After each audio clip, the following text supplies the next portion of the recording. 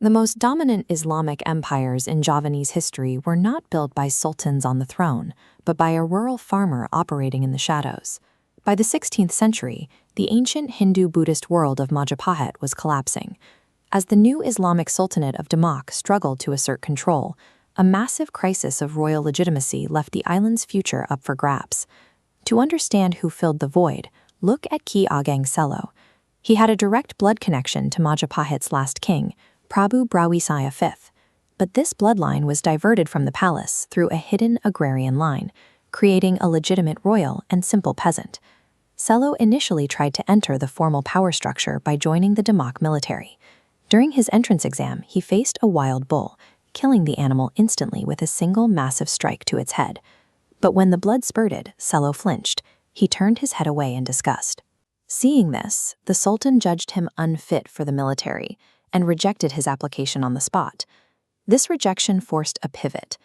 Realizing he could never rule through the Sultan's sword, Selo returned to the rural heartland to engineer an authority the traditional military could never touch. Selo understood that if he couldn't conquer the people by force, he would have to conquer them through their culture. He began documenting his philosophy in a manuscript called the Serat Papali. The Serat Papali was a psychological bridge. It took foreign Islamic concepts and translated them into familiar Javanese terms, using names like Hyang Widi to explain the attributes of Allah.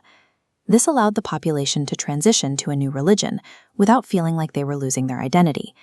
He also secured their survival. Selo strictly forbade his community from selling rice, enforcing a system of agrarian charity that ensured no one went hungry. This created a level of local loyalty that no distant sultan could match. To seal his authority, Selo cultivated a supreme spiritual myth, the story that while working his fields, he literally caught lightning with his bare hands. This chart of his spiritual dominance was so powerful that the Demak Sultanate eventually recognized it, carving the legend of the lightning catcher into the very gates of their grand mosque. By combining his Majapahit blood, Islamic philosophy, and cosmic mythology, Selo had successfully transformed himself into an untouchable spiritual authority. Because Selo's path was strictly spiritual, he needed a protege to take the actual throne. He found one in Joko Tingkir, a noble seeking refuge after his own family was targeted by the Sultanate.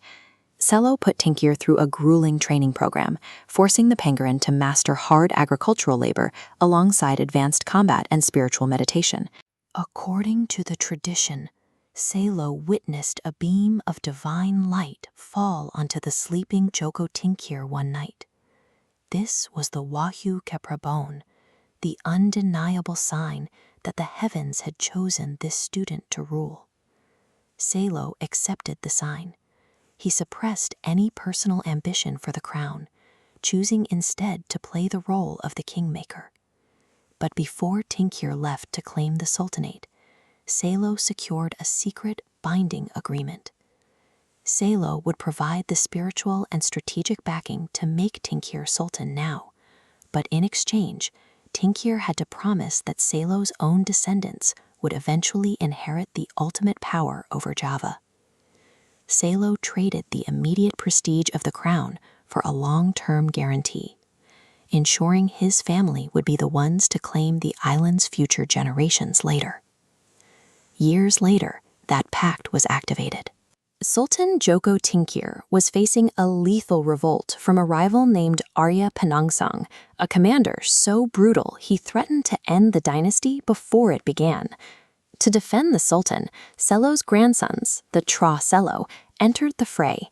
They didn't rely on raw numbers. They used the psychological tactics their grandfather had mastered. Instead of a direct charge, they baited Penangsang's aggressive war stallion with a mare. The rival's horse became distracted and uncontrollable in the middle of a river crossing, leaving the commander exposed for a fatal spear strike. In gratitude for this victory, Sultan Joko Tingkir honored the secret pact, rewarding Selo's descendants with a vast wild forest known as a Los Mentak. This land grant became the literal foundation for the Mataram Empire, finally fulfilling the prophecy Ki Ageng Selo had set in motion decades earlier. Selo's family maintained control by continuing his tradition of psychological warfare, using his sacred artifacts, like a ritual gong, to break the morale of any army that dared to challenge their rule. Ki Ageng Selo changed the nature of power in Java. He proved that true authority isn't won by seizing a palace. It is built through cultural synthesis, through extreme patience, and a vision that outlives the person who created it.